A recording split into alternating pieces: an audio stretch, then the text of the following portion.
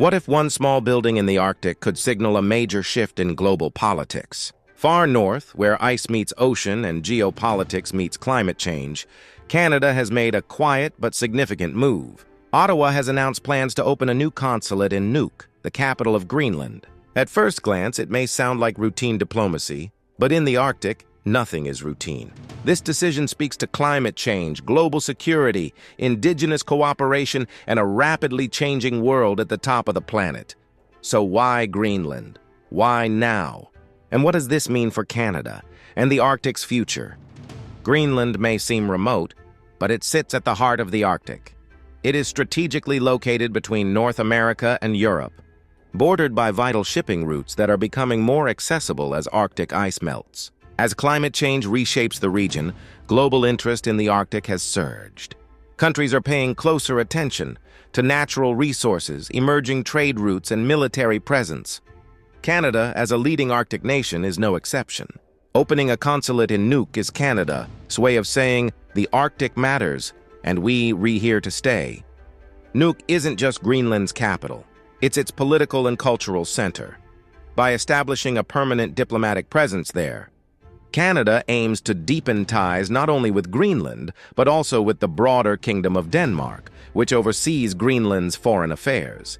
The consulate will help Canada engage more directly on issues like Arctic governance, climate research, indigenous and northern community cooperation, sustainable development.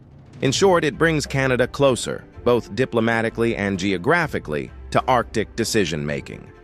The Arctic is warming nearly 4 times faster than the global average. This has real consequences: melting ice, changing ecosystems, and impacts on communities that have lived there for generations.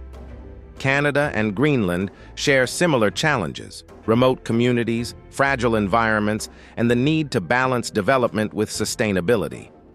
The new consulate will serve as a platform for collaboration on climate monitoring, environmental protection, scientific research, indigenous knowledge, and leadership. This isn't just about diplomacy, it's about shared survival and shared responsibility. There's another layer to this story, and it's strategic. As global powers increase their Arctic presence, countries like Canada are working to ensure stability, cooperation, and peaceful governance in the region. The consulate strengthens Canada's ability to monitor regional developments, coordinate with allies, support rules-based Arctic cooperation. Rather than militarizing the Arctic, Canada's message is clear: dialogue, partnership, and presence matter. This new consulate may be small in size, but its impact could be significant.